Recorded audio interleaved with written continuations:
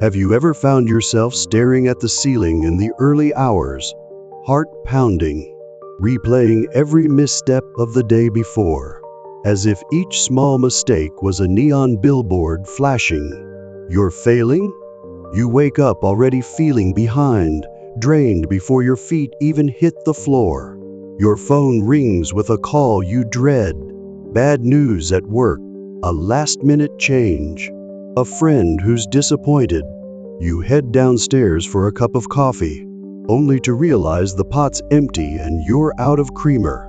The day hasn't officially started, and yet you can feel it closing in like a vise. Then there's that moment, the one we all know too well, when you sit at your desk. The weight of every undone email, every half-finished project, and every personal worry has somehow piled into one crushing mound. Perhaps your boss corners you with more demands. Your partner seems distant, or your bank balance is a constant reminder that next month's rent looms closer. Every little task feels impossible. Even sending a quick text requires Herculean effort. In that moment, you catch yourself thinking, "What's the point? I just want to roll up in my blanket and disappear until it all goes away." That sinking feeling in your chest is more than just stress. It's the moment your energy plateaus at zero, and your confidence takes a nosedive. You look around and feel like the world is closing in, like gravity has strengthened just to keep you pinned down. All you can think is, "I can't do this anymore. Maybe I'm not cut out for any of it." You feel utterly defeated, like you're dangling on the edge of a cliff called first can't. It might seem to you that these are your private struggles, that no one else on the planet has this bad days when you spill your coffee on your already wrinkled shirt, miss the bus by a second, and then, in a final twist of the knife, receive an email that shatters your carefully laid plans. But here's the unvarnished truth. You are not alone. Life throws curveballs at all of us, unexpected challenges that knock the wind out of our sails.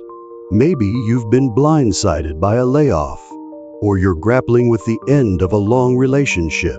Maybe someone you love is sick, or debt piles up faster than you can pay it down. Or maybe you simply feel like you don't belong, like an outsider watching everyone else get ahead. These aren't just one-off miseries, they're part of the human condition. Each of us has stood at that edge, peering into the abyss of quitting. But here's a fact worth memorizing. The moment you feel like giving up is also the moment you're standing closest to discovering an inner strength you never knew you had. You can't control every challenge life hurls your way. You can't stop the unexpected disasters or the heartbreaks. But you do have the power to choose how you respond. And in that choice lies your superpower. So today, I'm offering you more than a pat on the back or a starry-eyed pep talk. We're going to dig deep into the real work of building resilience, that gritty, unwavering ability to bounce back, to stand up, to take each hit and use it to fuel your next move. You'll learn practical strategies for finding motivation on your darkest days, for keeping your spirit intact when every sign points to game over. You'll discover how to set yourself up so that tomorrow really can be better, not by magic, but by the very choices you make, moment by moment. Let's start with a simple but powerful tool: recognizing the turning point in your day. Picture this. You're late to a meeting because your alarm didn't go off. You rush in, apologize, but instead of panicking, you pause, take one steadying breath, and ask yourself, what's the next best step I can take right now? That single choice to breathe, to focus on action, rather than getting swept into a spiral, turns a potentially catastrophic moment into just another bump in the road. Next, we'll look at rewiring your inner dialogue, how you talk to yourself when you mess up. If your inner voice is a critic barking, "You're a failure," We'll learn to introduce a kinder, more resourceful voice. You're learning. You can try again. By transforming how you speak to yourself, you build a mental habit that refuses to quit at the first sign of trouble. We'll also explore the power of micro goals, small, clear actions you can take when you feel paralyzed. Maybe it's writing 2 sentences if you can't face an entire report. Maybe it's sending a quick "I'm okay" text to a friend if you can't muster a conversation. These tiny wins accumulate, slowly tilting the scales from "I can't" to "I will." And we won't stop there. We'll dive into restorative routines, how sleep, movement, and even simple acts of self-care, like drinking a glass of water or stepping outside for 5 minutes, can re-anchor you when your world feels like it's spinning out of control. You'll learn how to create cues like a particular playlist or a short meditation that signal your brain it's time to reset. Finally, we'll tackle the crucial element of meaning. When you hit rock bottom, it's easy to believe your life is meaningless, that you're just a small boat lost at sea. But we'll learn to latch onto purpose, big or small, to guide you. Maybe it's the knowledge that your work helps someone else. Maybe it's the promise you made to yourself to keep trying, no matter what. Having a North Star, however dim it might seem, shifts your focus from "why am I failing" to "what can I build next?" So if you're ready to trade in "I can't" for "I will," if you're tired of feeling beaten down by every surprise curveball, stick with me. We'll not only talk about hope, we'll build it, step by step, tool by tool, moment by moment. By the end of this video, you'll walk away with a clear plan for turning your lowest moments into a launchpad for growth.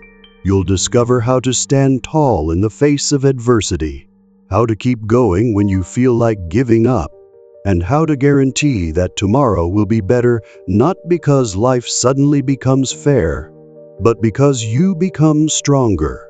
Let's begin.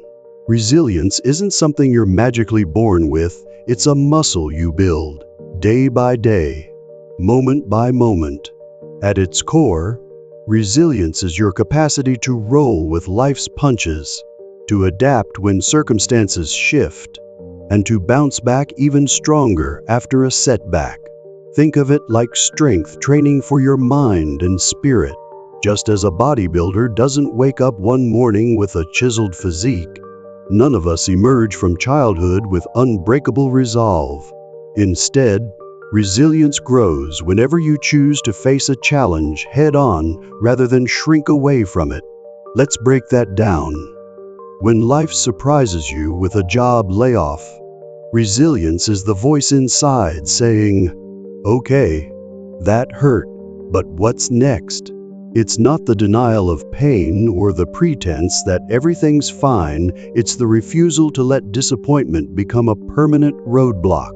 Instead of spending months gripped by fear, a resilient person takes stock, updates the resume, reaches out to former colleagues, maybe even uses the extra free time to learn a new skill, say, digital marketing, coding, or project management, that can open doors to a fresh career path. The very act of taking that first step, however small, is like picking up a dumbbell for the first time. It might feel awkward, unfamiliar, even uncomfortable, but each repetition, each job application, each online course module builds your resilience muscles.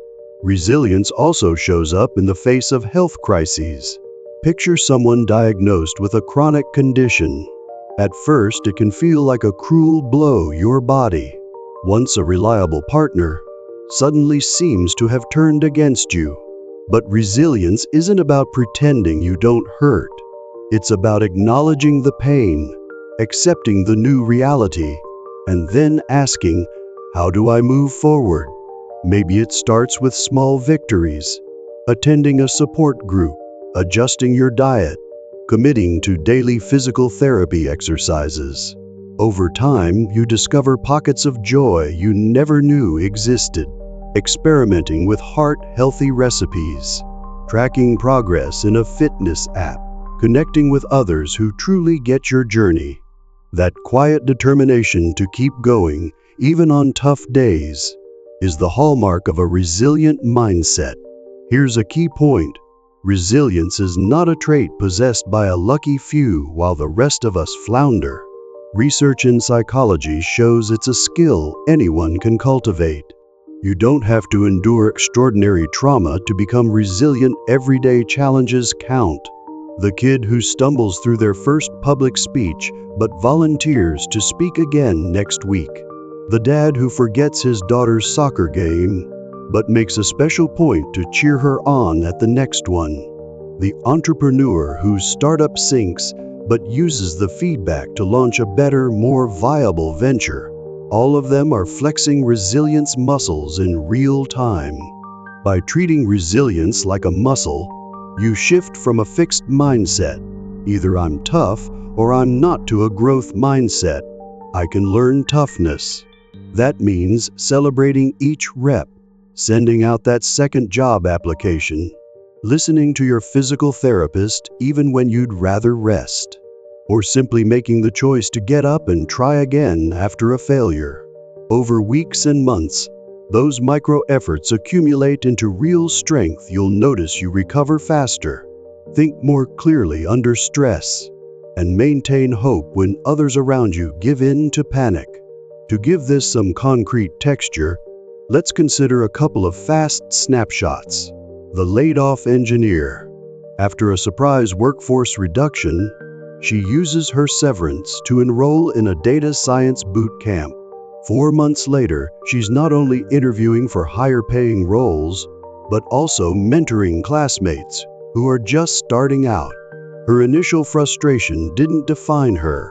Her response did. The marathoner with a broken ankle. Forced to take months off training, he shifts focus to upper body workouts, nutrition tracking, and even coaching new runners on form and motivation. When he finally returns to running, he's stronger, smarter, and more grateful for every mile than before the injury. These aren't outliers, they're everyday people choosing resilience over resignation. And that choice is within your grasp. You don't need a dramatic, life-altering moment to build resilience. You just need consistent, deliberate small actions that challenge you to stretch beyond your comfort zone. In the next segment, we'll dive into practical routines and mindsets to help you kickstart your resilience training today. From reframing failure as feedback to creating a supportive team around you. Because once you start treating resilience as a cultivated skill rather than a fixed gift, every tomorrow becomes an opportunity to grow stronger and to prove over and over that you can rise even when life knocks you down. There are moments, often when you least expect them, when your mind starts to whisper, "I can't keep doing this." You feel it in your chest, a heavy weight, as if every task has doubled in size overnight. Your inbox overflows, your to-do list stretches into tomorrow, and even the simplest decisions become paralyzing. That's your brain sounding the alarm. You're overwhelmed. In those moments, negative self-talk sneaks in and takes the wheel. Instead of "I'm in over my head," you hear, "I'm worthless," or "I always mess this up." That voice, once a gentle nudge, has turned into a relentless critic, magnifying every misstep and drowning out any memory of your past successes. You start to believe that one mistake equals permanent failure. Fear of failure then kicks in, like a shadow that follows you close behind. You worry that if you try again, you'll only prove to yourself and everyone else that you really don't measure up. So quitting can feel like the safest choice, better to stop now than to face yet another disappointment. But beneath that fear is a deeper sense of loss of control. When life's demands exceed your capacity, You feel dethroned as master of your own story. You're no longer steering the ship. You're just clinging to the rails, panicked by each new wave. It's crucial to recognize that this isn't a flaw in you, but a universal response to stress. You're not weak, lazy, or broken for feeling this way. Your brain is simply reacting to an overload of stimuli by shifting into survival mode. When deadlines loom, relationships strain, and setbacks accumulate, your emotional thermostat turns all the way up, flooding you with anxiety and self-doubt. Here's the first step toward finding your footing again. Acknowledge what's happening inside. It might feel counterintuitive when you're in crisis mode, but naming your experience, "I feel flooded. My mind is racing. I'm terrified of failing again," actually defangs the intensity. Validation isn't consolation prize. It's the hinge that opens the door to clarity.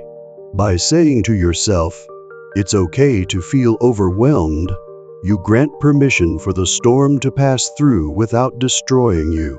Understand, too, that these feelings are valid. Each one: overwhelm, negative self-talk, fear of repeating past mistakes, loss of control, is a signal pointing to areas where you need support, rest, or a fresh perspective. They're not indictments of your character, but invitations to slow down, recalibrate, and reach out for help if you need it. So before you resign yourself to "I can't do this," take a moment, even 30 seconds, to breathe and say out loud or in your mind, "These feelings are real, and it's okay to feel them." Notice how that simple act of acknowledgement can create just enough distance for your logical mind to re-engage. In that space, you'll find the room to ask, "What's the smallest, kindest step I can take right now?" That question, more than any quantity of motivation, can shift you from the edge of giving up back toward the path of resilience. Even in your darkest moments, there lives a small ember, an ember of hope that refuses to die out. But hope isn't a passive wish that everything will magically turn out fine. Real hope is the deep-down conviction that your efforts, however small, can spark positive change. It's the belief that, even when you're running on empty, one intentional action can begin to shift your trajectory. To fan that ember into a sustaining flame, the first tool you need is a growth mindset, coined by psychologist Carol Dweck.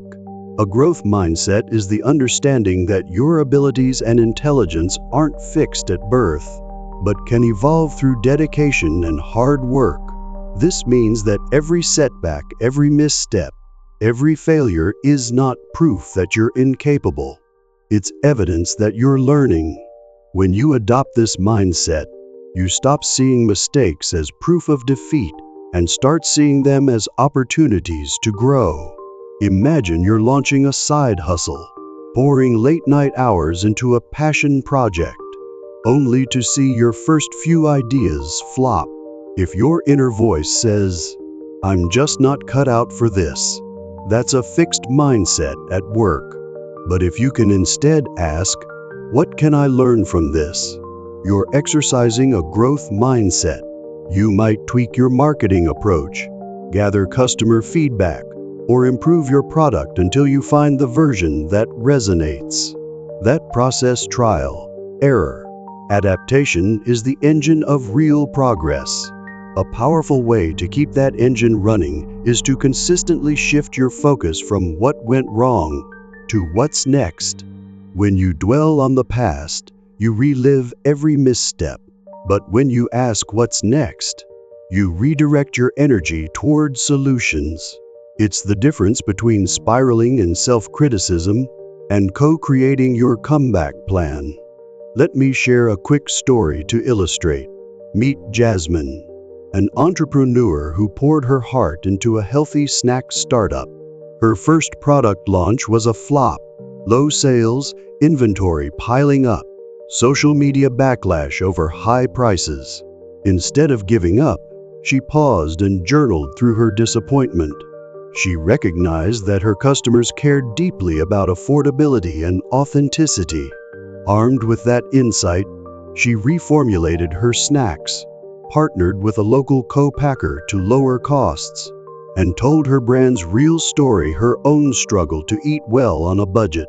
6 months later, she landed a major placement in a regional grocery chain and saw her business quadruple in size. Her resilience wasn't born overnight. It grew from focusing on what she could control next, rather than wallowing in what had gone wrong. Another illustration comes from the world of sports. Take Chris, a marathoner who shattered his knee in training. Lying in a hospital bed, he faced a choice: to mourn the loss of his running life or find a new way forward. He chose the latter.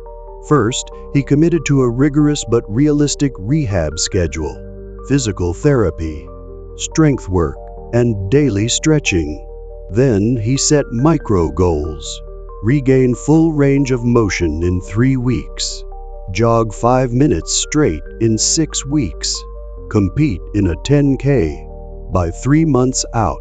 Each milestone, no matter how small, ignited a spark of hope that propelled him closer to a full recovery.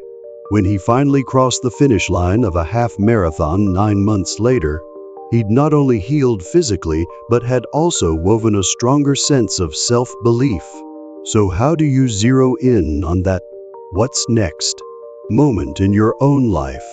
Here's a simple 3-step practice you can use anytime you feel stuck. 1. Acknowledge the setback. Take a breath and say to yourself, "This didn't work out as I hoped." 2. Clarify one small next step. Ask, what is one tangible action I can take right now to move forward? It might be sending an email, researching an option, or simply sketching out a new plan on paper. 3. Commit to do it immediately. Set a timer for 10 minutes, 20 minutes, whatever it takes, and actually do that thing. The momentum you build here is critical. Remember, hope is not waiting for perfect conditions. It's the grit to keep taking small steps when all you really want to do is crawl back into bed. It's the courage to trust that each action ripples outward, building belief in yourself and nudging life in a new direction. By practicing a growth mindset and continuously asking, "What's next?" you nurture that ember of hope until it becomes an unwavering flame. You'll discover that, with each setback you transform, you gain more confidence in your ability to handle whatever comes your way. And that confidence itself becomes a reservoir of strength you can draw on when the next curveball strikes. In the next segment, we'll dive into specific routines and affirmations that solidify your newfound resilience, ensuring your flame of hope never flickers out even on the stormiest nights. But for now, hold fast to this truth. Hope isn't a wish, it's a choice. The choice to believe in your capacity to change, to adapt, and to thrive. When you make that choice, tomorrow doesn't just look possible, it looks bright. 1.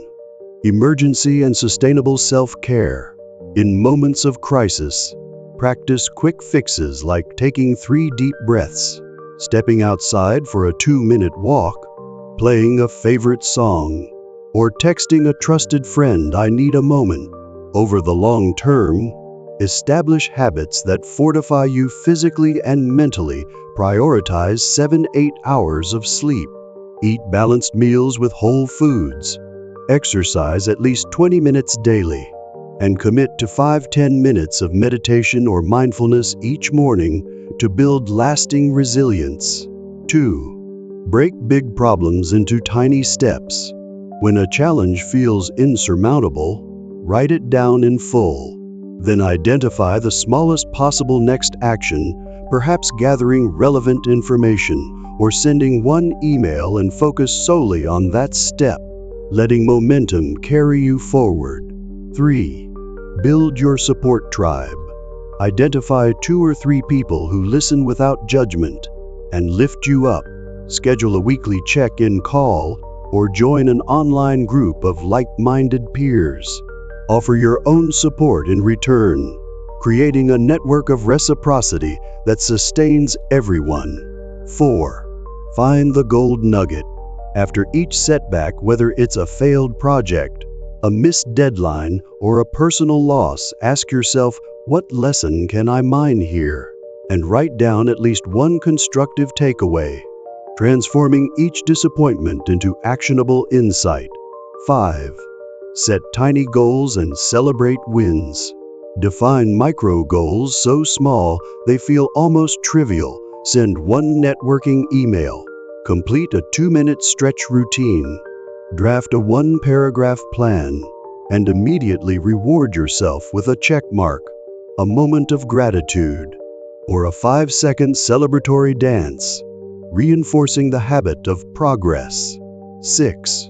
Practice positive self-talk.